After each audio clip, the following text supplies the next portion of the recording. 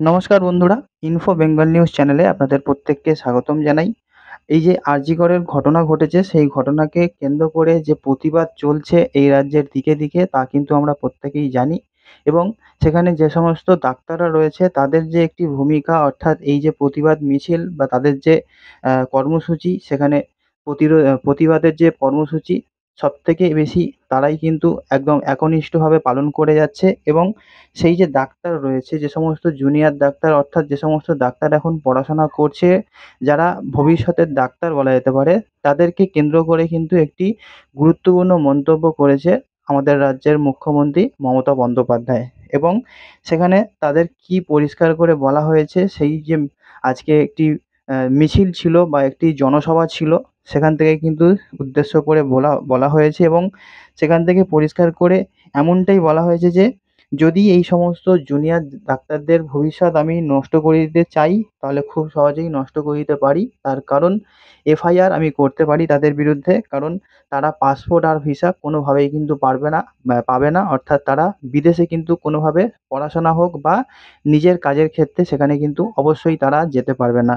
এবং তাদেরকে কিন্তু উদ্দেশ্য করে বলা যেতে পারে জানানো হয়েছে মুখ্যমন্ত্রীর তরফ থেকে, একদম ওপেনলি তিনি বলেছেন যে আমি কোনো পদক্ষেপ করতে চাই না এবং কি আছে পুরো ডিটেলসটা সম্পূর্ণ আমি জানাবো আপনাদেরকে এই ভিডিওর মাধ্যমে। এখানে জানা যাচ্ছে যে ২৮ আগস্ট অর্থাৎ গতকাল যে তৃণমূল ছাত্র পরিষদের যে প্রতিষ্ঠা দিবস ছিল, সেই প্রতিষ্ঠা দিবস উপলক্ষে ধর্মতলাতে যে মিটিং বা মিছিল হয়েছে বা যেখানে একটি সভা হয়েছে, সেখান থেকে একটি মমতা ব্যানার্জির যে মঞ্চে ছিল, সেই মঞ্চ থেকে কিন্তু যে সমস্ত আর.জি. করের ডাক্তাররা রয়েছে তাদের উদ্দেশ্যে পরিষ্কার করে বলে দিয়েছেন যে কাজে যোগ না দিলে জুনিয়র ডাক্তারদের বিরুদ্ধে আইনি পদক্ষেপ করার অধিকার রাজ্য সরকারকে সুপ্রিম কোর্ট দিয়ে দিয়েছে।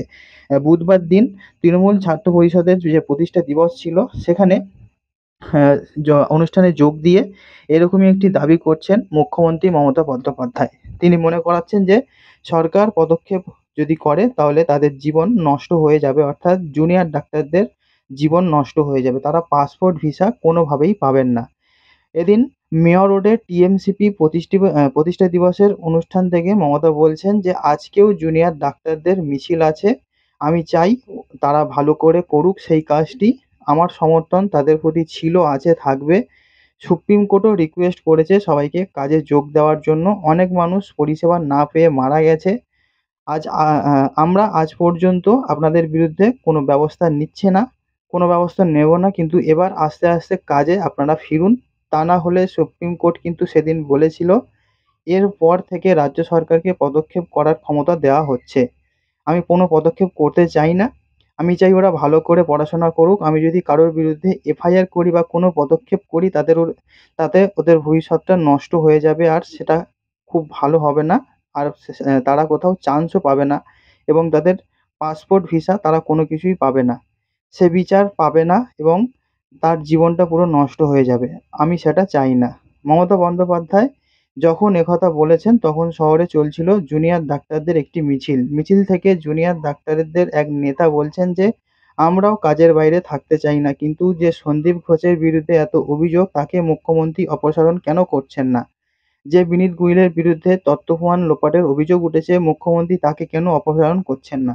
তাদের এই যে প্রশ্ন, সেখানে এই প্রশ্নের কিন্তু জবাব মুখ্যমন্ত্রী মমতা বন্দ্যোপাধ্যায় দিতে পারেননি। শুধু একটি ভয় দেখানো বলা যেতে পারে। সমস্ত জুনিয়র ডাক্তারদেরকে একটি ভয়ের ভঙ্গিতে আরকি বলে দিয়েছে, আমি তাদের ভবিষ্যৎ নষ্ট করে দিতে পারি কিন্তু নষ্ট করব না। এক প্রকার বলা যেতে পারে ডাক্তারদেরকে ভয় দেখানো। কিন্তু ডাক্তাররাও বুঝিয়ে দিয়েছে যে তারাও কিন্তু হেরে যাওয়ার পাত্র নয়। তারা লড়ে যাবেন। অবশ্যই এখানে সমর্থন জানানো উচিত ডাক্তারদের পক্ষে। কারণ এই যে ঘটনা, সেই ঘটনা কিন্তু কেন্দ্র করে বড় একটা চক্রান্ত। আর সেই চক্রান্তের যে মূল পাণ্ডা তাদেরকে কিন্তু বাঁচানোর চেষ্টা চালিয়ে যাচ্ছে আমাদের রাজ্য সরকার। এবং তাদের যে এই যে প্রতিবাদ, সেই প্রতিবাদটা কিন্তু অবশ্যই আগামী দিনে আরো বৃহত্তর হোক। যেখানে বিচার পাওয়ার জন্য কিন্তু যে চারিদিকে যে প্রতিবাদগুলো হচ্ছে, সেই সমস্ত প্রতিবাদ কিন্তু হোক এবং শেষমেশ যে আ আ বিচারটা, সেই সুবিচারটা যেন অবশ্যই সেই মিতা পেয়ে যায়, যে মিতাই নির্যাতিত হয়ে মারা গিয়েছে। তার আত্মার প্রতি একটি সান্ত্বনার জন্য অবশ্যই কিন্তু তার একটু সুবিচার প্রাপ্য থাকবে। তো বন্ধুরা, মমতা ব্যানার্জির এই যে বক্তব্য, সেই বক্তব্য অনুযায়ী আপনাদের কি মতামত রয়েছে আপনারা কমেন্ট করে জানাতে পারেন। আপডেট আপাতত এই পর্যন্তই ছিল। দেখা হচ্ছে আপনার সঙ্গে পরবর্তী ভিডিওতে। ততক্ষণ সবাই খুব ভালো থাকুন। Good bye.